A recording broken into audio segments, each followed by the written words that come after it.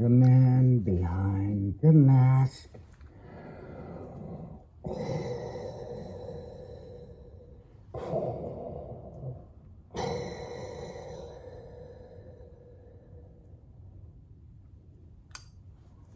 I took this gas mask out of a bunker, out of a hole in Iraq, and I brought it home with me. And my sister was there after I'd gotten back. I was at my mom and dad's house, and she's sitting there, and she looks in this box of things, and she sees this, and she says, "Oh," and puts it on, and she's like, "Ah!" And I looked at her and I lied, and I said, "You know, I took that off a dead man," and she said, "Too late. Death is all over your face."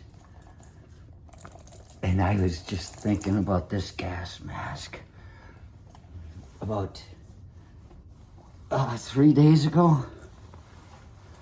And just as I start watching this Jeffrey Dahmer video, an Inside Edition video from 1993, the step-Danny comes out and she says, "You want this gas mask?" She says, "It's yours." And I remembered just 3 days ago how I had given it to her. She asked me one day, "Can I have that?" And I was like, I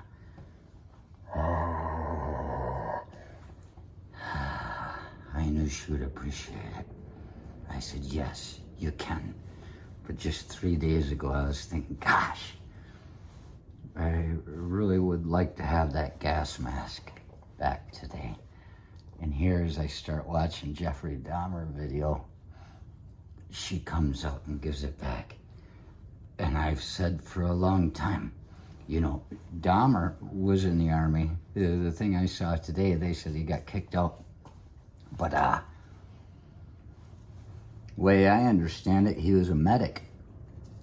He was just wanting to get in and cut parts off of people that they couldn't use anymore, and he could eat them and keep it for himself. But I say he's not crazy, is what I told the step-Danny. She said she'd already seen the video that I was about to watch, and he knew what he was doing. There was a rhythm to it. Even the idea that people say he targeted blacks and gays, he didn't target them, and he talked about that in the video today too, which I was like, right from the start when people were saying that because he was getting victims at gay bars, I said, he's just going places where people need to be secretive in this day and age. You know, they can't share this stuff with their life and their family, but you know, sometimes they just want to dance. And so he goes and he takes them on the dance macabre. And as he's talking to this woman, there are times in there I think, I don't care whether he's got a line of reasoning or not. Some of this shit is just really almost like evil walks the earth and inhabits this man. I mean, he was gonna make a fucking crown using 10 skulls he had, an altar using these 10 skulls. And here we are on a Sunday, great Sunday, Mike, and it's just like Jesus. You know, he wanted to keep them with him forever. And my idea that he was thinking, which nobody ever really talks about, is he's going to digest them. I'm sure people talk about it. Digest them and make them part of his whole, his anatomy until it's passed through. You know, still drinking stateside water type of thing. You got to keep some in you all the time. And it's the same way as Jesus. We eat of the Son of God so that we can hold him close and always own him as we do his bidding. See, that's, I guess, a sycophantic mentality. Is that might be the bottom line of a sycophant. A sycophant is that by doing as you're told. You own the person who tells you. It doesn't make you a servant to them. They become yours. And so there's this thing, is there evil that walks the earth? Dahmer, at some point, I wonder if he wasn't living behind a mask. I met him once in a dream. I did. And Oprah Winfrey was there.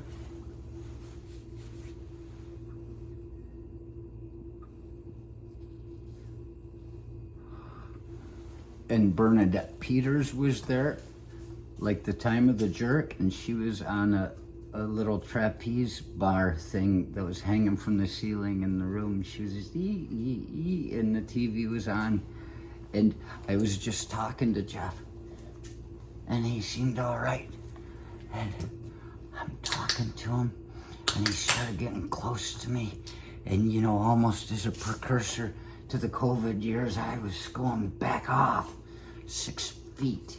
He was getting closer and closer to me in his living room. And the mask went on. I could see he was empty.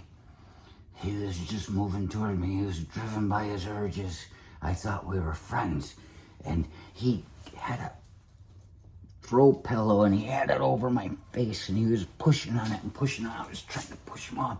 In the dream, he was so strong and I was fighting him. And you know, that's the thing. That's like these people that sit at rest stops and tell you that they lost their fucking grandmother. And when you think about it, they were very healthy looking individuals under, you know, unnoticeable clothing like a flannel or something. They weren't dressing to look tough. They were dressing to hide their toughness. And those are the people that take you at the rest areas, or any person that looks like they've lost their partner or they're alone and they're not sure which direction they're driving today.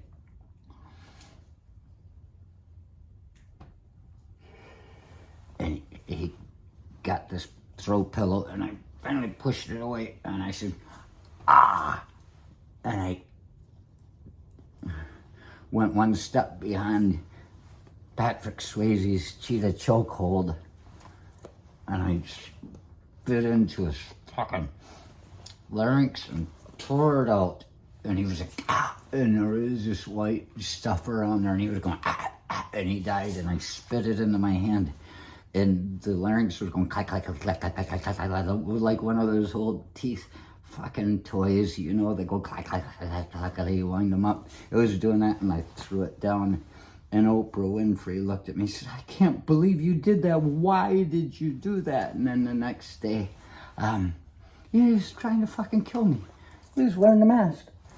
And next day, my dad was there in the apartment. There was dust motes, and it was a lighting quite like this.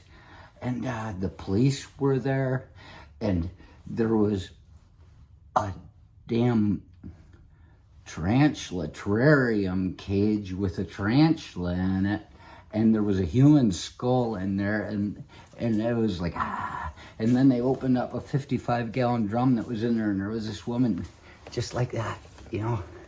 She's just like this, no prettier, no uglier. She was just floating in there, in this formaldehyde in there, and she was deteriorating. It probably wasn't total formaldehyde. He has to mix it with water, but she was just this fucking mummifying thing in the fluid, and yeah.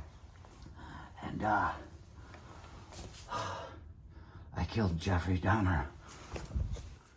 And all I learned from that was the only way you're gonna survive in a world like today is when you can see the mask everybody around you is